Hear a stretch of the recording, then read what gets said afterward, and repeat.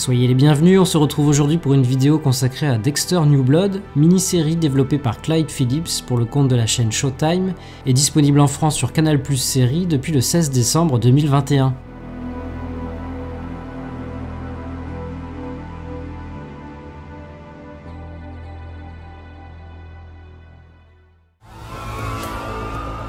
Monsters walk among us. I might still be a monster, but I'm an evolving monster.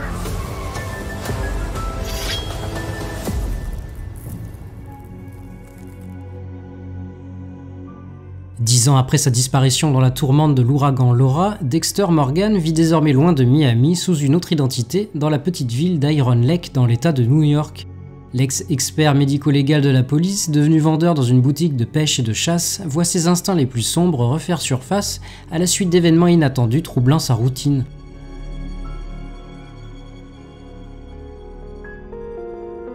Inspirée des romans de Jeff Lindsay, la série Dexter tire son nom de son personnage principal, Dexter Morgan. Expert en analyse de sang à la police de Miami, aux côtés de sa sœur Debra, personne ne s'imagine qu'il est également un tueur en série. Traumatisé enfant par l'assassinat de sa mère, c'est son père adoptif Harry qui lui apprend à canaliser ses pulsions durant son adolescence et lui sert de garde-fou même après sa mort à travers une ligne de conduite appelée le Code. Dexter ne s'attaque en effet qu'à des meurtriers ayant échappé à la justice et dont il est certain de la culpabilité. Une double vie mouvementée et risquée, faite de mensonges et de faux semblants, et que Dexter tente de gérer au mieux en soignant les apparences. Un personnage aux deux visages, tiraillé entre un besoin de normalité et cette force obscure qui le pousse à tuer. Complexe et fascinant, on en vient à apprécier cet anti-héros malgré sa part sombre, jusqu'à redouter qu'il ne se fasse démasquer et arrêter alors que l'étau se resserre inévitablement. S'étalant sur 8 saisons de 12 épisodes chacune, beaucoup s'accordent à dire que le meilleur de la série se concentre sur les 4 premières saisons, le dernier épisode de la saison 4 offrant une fin tout simplement parfaite. Après le départ du showrunner Clyde Phillips, impossible de ne pas noter une baisse de qualité de la série. Si les saisons 5 et 6 peuvent trouver grâce auprès des amateurs de la première heure, les saisons 7 et 8 apparaissent malheureusement dispensables, nous faisant dire que finalement Dexter aurait dû ne compter que 4 saisons. Un constat scellé par l'ultime épisode tant il laisse un goût amer à tous ceux qui ont suivi les péripéties de Dexter jusque-là, pas à la hauteur du personnage, ni de la série, et encore moins de nos attentes.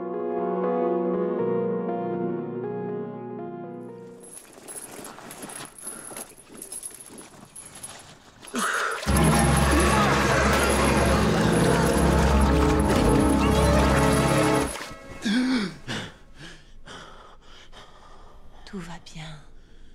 Je suis contente d'être partie la première, Dexter. En matière de films comme de séries, rien ne semble jamais figé. Twin Peaks a eu droit 26 ans plus tard à une 3e saison, sur Showtime également, réalisée par David Lynch lui-même et co-scénarisée avec Mark Frost. Et même Six Feet Under, une autre série avec Michael C. Hall, s'apprête à revenir alors même que, contrairement à Dexter, elle a connu une fin plus que satisfaisante. L'une des motivations de Clyde Phillips pour ce revival de Dexter est, je cite, « la chance de revisiter la série et peut-être dans le processus de redéfinir le sens de sa fin et plus largement le sens de son héritage ».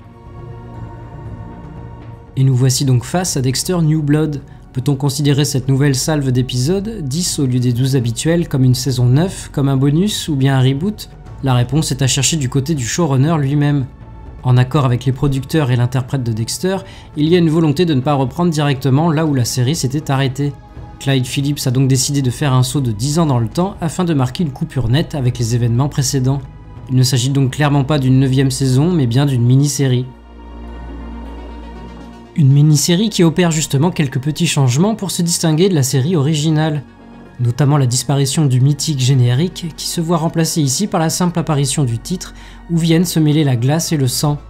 Évidemment, l'action s'étant déplacée de l'ambiance chaleureuse et humide de la Floride à la froideur du nord de l'état de New York, le t-shirt blanc de Dexter et la musique de Rolf Kent n'avaient plus vraiment leur place. Un choix compréhensible donc, mais un brin frustrant. Autre frustration, celle de l'absence de la voix off, une des caractéristiques de la série depuis ses tout débuts. Heureusement, elle fait son retour au bout de quelques épisodes, une chose appréciable pour les amateurs de Dexter, même si cela signifie pour notre anti-héros préféré le retour de pulsions enfouies depuis plusieurs années. T'as déjà vécu quelque chose qui t'a fait flipper comme ça?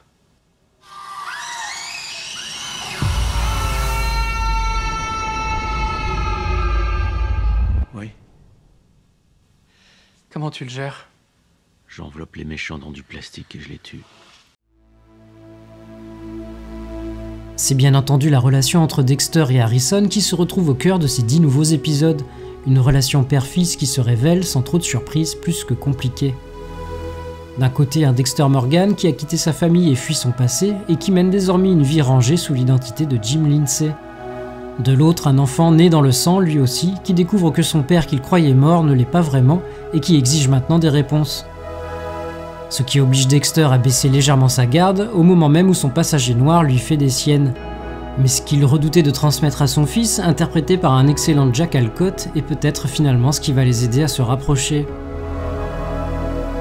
L'autre relation qui est également au cœur de la série, mais depuis les tout débuts, c'est celle de Dexter avec sa sœur Debra. Debra est l'un des personnages les plus intéressants de la série, en raison notamment de la proximité qu'elle entretient avec Dexter, tant sur le plan familial que professionnel, et du choc qu'a été le sien au moment de découvrir l'horrible vérité. Sans parler bien sûr de l'interprétation qui en est faite par l'actrice Jennifer Carpenter. Et c'est donc un plaisir de la retrouver dans ces nouveaux épisodes, malgré les événements de la saison 8. Reprenant le rôle de conscience que tenait autrefois Harry, chacune de ses interactions avec Dexter figure parmi les passages les plus marquants, qu'ils soient dramatiques, teintés d'humour noir, voire même absurdes. Parmi les personnages introduits dans cette mini-série, je retiendrai notamment celui de Molly, interprétée par Jimmy Chung, podcasteuse influenceuse spécialisée dans les affaires criminelles, assez horripilante de prime abord et qui se sent tout permis sous prétexte d'être suivie sur les réseaux sociaux par des centaines de milliers d'abonnés. Un personnage intéressant dans le sens où Molly reflète parfaitement son époque.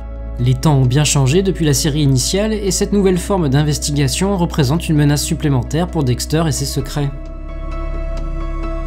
Autre personnage notable, Kurt Caldwell, interprété par le charismatique Clancy Brown. Propriétaire du diner de la ville, Kurt Caldwell est une des figures les plus appréciées de la communauté. Son étrange comportement après la disparition de son fils Matt va susciter pas mal d'interrogations, en particulier du côté de Dexter, lequel va rapidement se rendre compte qu'il ne vaut mieux pas trop s'y frotter.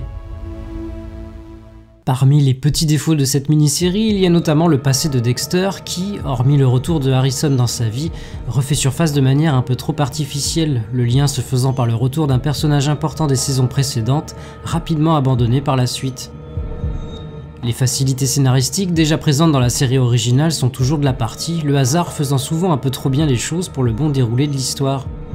On peut se demander pourquoi Dexter décide de refaire sa vie en fréquentant la chef de la police locale. De même, le tueur présenté dans ces nouveaux épisodes s'avère intéressant, mais la probabilité de la présence d'un meurtrier en série dans cette petite bourgade apparaît comme une coïncidence plus que forcée.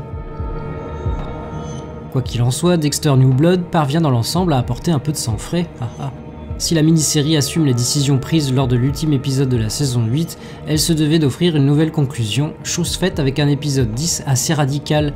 La morale y est sauve, un choix qui risque une fois de plus de diviser, mais qui me semble pourtant cohérent au vu des événements qui ont précédé. Dexter a beau paraître sympathique aux yeux du spectateur, son instinct de survie le pousse à dévoiler sa vraie nature. Globalement, cette mini-série devrait ravir les amateurs de la première heure, alors que de nouveaux épisodes ne sont pas à exclure compte tenu de la toute fin et des propos tenus par le showrunner il y a quelques jours. Pour les autres, si vous souhaitez découvrir l'univers de Dexter Morgan, je vous conseille évidemment de commencer par le commencement, à savoir la saison 1. Si vous avez apprécié cette vidéo, alors n'hésitez pas à liker, commenter, partager et vous abonner à la chaîne si ce n'est pas déjà fait. Je vous retrouve prochainement pour une nouvelle critique. Salut!